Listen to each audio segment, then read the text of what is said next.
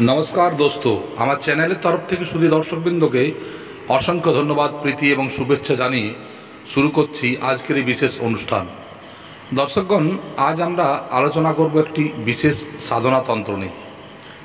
এই সাধনা আপনারা থাম্বনেল দেখে বুঝতে পেরেছেন যেটা মা কালীরই একটি সাধনা। এই সাধনা কিন্তু বৈদিক সাধনা নয়, এই সাধনা হলো এক বিশেষ গুপ্ত সাধনা, যে সাধনাগুলো করলে অতি অবশ্যই মা কালীর প্রত্যক্ষ দর্শন হয় এবং মা কালী ভক্তের উপর তার কৃপা বর্ষণ করে।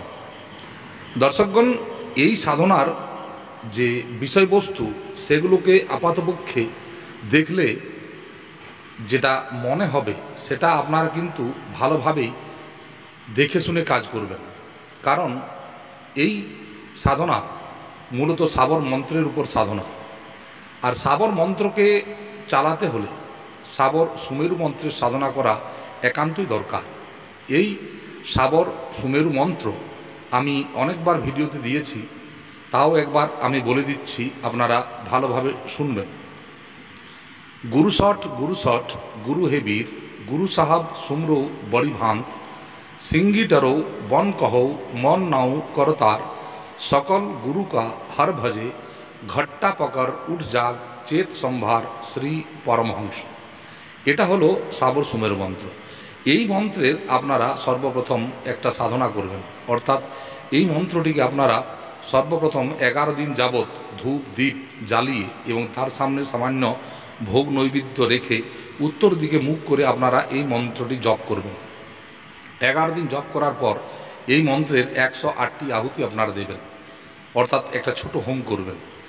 দর্শকগণ, এই সাধনা চৈতন্য হবে এবং এরপরই আপনারা যে কোনো সাধনা অর্থাৎ সাবর মন্ত্র দ্বারা যেসব সাধনা আছে সেই সাধনাগুলো করলে অতি অবশ্যই আপনার সেই মন্ত্র কার্যকরী হবেই হবে। যখনই আপনারা সাবর মন্ত্রের প্রয়োগ করবেন তখন এই সাবর সুমেরু মন্ত্রটিকে আপনারা সর্বপ্রথম 21 বার আপনারা বলে নেবেন। তারপরে আপনারা যে মন্ত্রের বা যে সাধনা করছেন সাবর মন্ত্র দ্বারা সেই সাবর মন্ত্রটিকে উচ্চারণ করবেন। অতি অবশ্যই আপনাদের সাধনা সফল হবে। তো দর্শকগণ, আজ আমরা যেটা বলছি এই সাধনাটি আপনারা গুপ্ত নবরাত্রে করে দেখতে পারেন।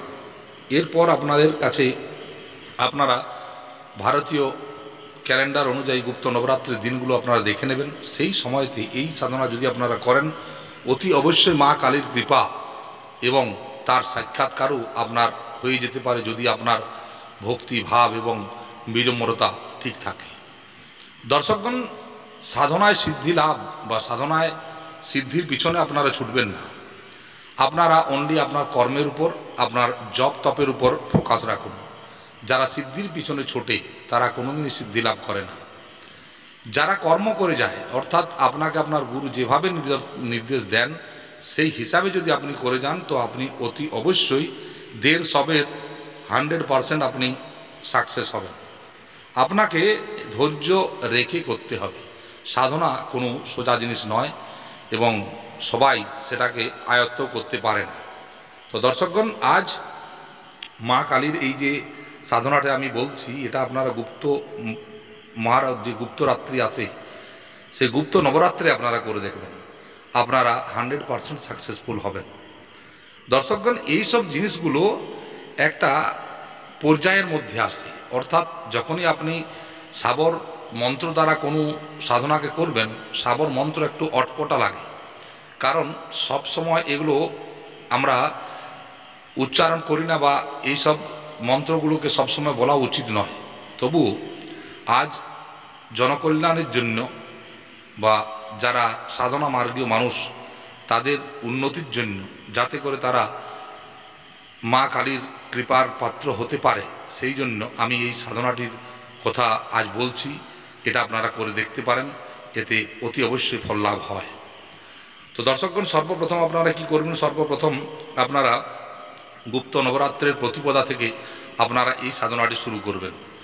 এই সাধনা যখন করবেন তখন আপনি দক্ষিণ দিকে মুখ করে বসবেন, অর্থাৎ মা কালীর যে ফটোটি রাখবেন সেটি কিন্তু তার পিঠ থাকবে দক্ষিণ দিকে, মুখ থাকবে উত্তর দিকে, আর আপনি আপনার মুখ থাকবে দক্ষিণ দিকে। এইভাবে আপনারা বসবেন। আপনারা কালো কিংবা লাল এই দুটো কালারই ব্যবহার করতে পারেন। যদি আপনি আসনের উপর লাল কাপড় বিছিয়েছেন তাহলে আপনার আসনও লাল হবে, আপনার বসন লাল হবে। যদি আপনি কালো কাপড় বিছিয়ে করেন তাহলে দুটোই কিন্তু সেখানে কালো হবে। আপনারা এইভাবে সাধনাটি শুরু করবেন এবং এই শুরু করার সময় আপনারা সর্বপ্রথম আপনারা ওই জায়গাতে একটি কাঠের চৌকির উপর মা কালীর ফটোকে রাখবেন কিংবা মূর্তি রাখতে পারেন। এরপর মা কালীর ডান দিকে একটি দেশি ঘির প্রদীপ জ্বালাবেন, বাম দিকে একটি তেলের প্রদীপ জ্বালাবেন। প্রদীপগুলোর মুখ কিন্তু থাকবে দক্ষিণ দিকে। এরপর আপনারা ওইখানে একটি চালের, একটি স্টিলের, একটি পিতলের প্লেটের উপর সামান্য চালকে লাল করে রেখে নেবেন।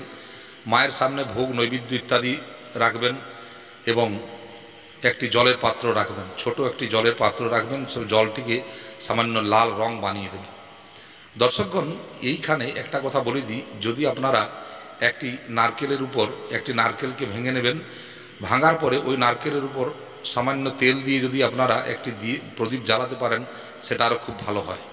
এবং ওই প্রদীপের মধ্যে সামান্য চাল, হলুদ, লবঙ্গ, কর্পূর ইত্যাদি দিয়ে আপনারা ওই প্রদীপটিকে জ্বালাবেন, অর্থাৎ ওই নারকেলের প্রদীপটিকে জ্বালাবেন। দর্শকগণ, এতে মা বেশি প্রসন্ন হন। দর্শকগণ, এরপরে আপনারা সর্বপ্রথম আপনার গুরু বন্দনা, গণেশ পূজন, গুরু পূজন, আপনার কুলদেবী কুলদেবতা পূজন এবং শিব পূজন ইত্যাদি করার পর মহাকাল ভৈরবের পূজন করবেন। মহাকাল ভৈরবের পূজন করার পর মা কালীর পূজন করবেন। আপনারা সমস্ত পুজোগুলো কিন্তু পঞ্চ উপচারেই করবেন। এই পঞ্চ উপচার পূজার মাধ্যমে আপনাদের কোনো ষোড়শ উপচারের দরকার নেই।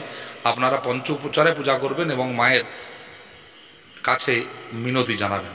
আপনাদের প্রার্থনা মায়ের কান পর্যন্ত যেন পৌঁছে, আপনাদের সেই একটা আন্তরিক ভাব আপনাদের রাখতে হবে। দর্শকগণ, তবে যারা দীক্ষিত নন তারা কিন্তু এই মন্ত্রের দীক্ষা নেবেন।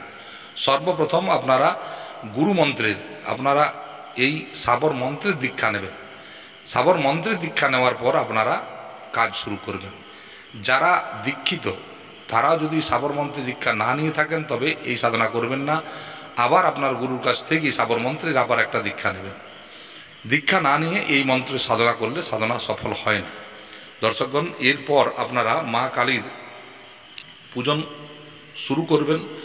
মাকে সব কিছু অর্পণ করবেন এবং মায়ের কাছে প্রার্থনা করবেন যে মা, আজ থেকে আমি এই 14 দিন, কি আপনি যদি 21 দিন করতে পারেন তো 21 দিন অবধি আপনার এই মন্ত্র আমরা এত সংখ্যক সংখ্যায় জপ করব এবং এর ফল আপনি আমাকে দেবেন। আমার মনের ইচ্ছা এই। আপনি সব কিছু কিন্তু মাকে জানিয়েই করবেন এবং যা আপনি সংকল্প নিচ্ছেন সংকল্প যেন ভঙ্গ না হয় কোনো মতেই। বাধা বিড়ম্বনা আসতে পারে, আপনাকে সাত্ত্বিক ভাব রাখতে হবে এবং ব্রহ্মচর্য পালন করে চলতে হবে। এরপর আপনারা মায়ের মন্ত্র জপ শুরু করবেন। মায়ের যে মন্ত্রটি, সে মন্ত্রটি কিন্তু আপনাকে ভালোভাবে আগে কণ্ঠস্থ করতে হবে। যে কাগজে দেখে দেখে পড়বেন তাহলে কিন্তু হবে না। আপনাকে সর্বপ্রথম মন্ত্রটিকে কণ্ঠস্থ করতে হবে। কণ্ঠস্থ হওয়ার পর মন্ত্রটিকে চৈতন্য করতে হবে। যে কোনো শনিবার কিংবা মঙ্গলবারে 1008 বার পাঠ করে ধূপ দ্বীপ জ্বালিয়ে আপনার 1008 বার পাঠ করে মন্ত্রটিকে চৈতন্য করার পর সাধনায় বসবেন। দর্শকগণ, সাধনার কিছু বিশিষ্ট নিয়ম আছে এবং যে গুরুর তত্ত্বাবধানে আপনারা এই সাধনাটি করবেন তার কাছে বাকি নিয়মগুলো আপনারা জেনে নিতে পারেন। দর্শকগণ, মন্ত্রটি আমি আজ একবার বলে দিচ্ছি, আপনারা ভালোভাবে শুনবেন এবং যার দরকার হবে আপনারা কমেন্ট করবেন, আমি তাদের হোয়াটসঅ্যাপে লিখে দেব। মন্ত্রটি হলো ওম ক্রিম কালিকায় নমঃ। ओम क्रीम कालिकाय 16 वर्षीय जवान, हाथ में खड़ग खप्पर तीर कमान, गले नरमुंड माला रही शमशान, आओ आओ माँ काली के मेरा कहना मान, ना आए काली के तो काल भैरवेर दोहाई। এটা হলো মন্ত্র। মন্ত্রটি আরেকবার বলে দিচ্ছি। ओम क्रीम कालिका 16 वर्षीय जवान, हाथ में खड़ग खप्पर तीर कमान, गले नरमुंड माला रहे शमशान, आओ आओ माँ काली के मेरा कहना मान, नहीं आए कालीके तो काल भैरवेर दोहाई। এটা হলো মন্ত্র। এই মন্ত্রটিকে আপনারা জপ করবেন এবং আশা করি আপনারা এই ভিডিওটি ভালোভাবে বুঝতে পেরেছেন। ভিডিওটি কেমন লাগলো তা অতি অবশ্যই কমেন্ট করে জানাবেন। আমার চ্যানেল যারা সাবস্ক্রাইব করেননি তারা সাবস্ক্রাইব অতি অবশ্যই করবেন। ভিডিওটি শেয়ার করবেন যাতে সবাইয়ের মঙ্গল হয়। জয় তারা, জয় মা তারা, জয় তারা, জয় গুরু বন্দে।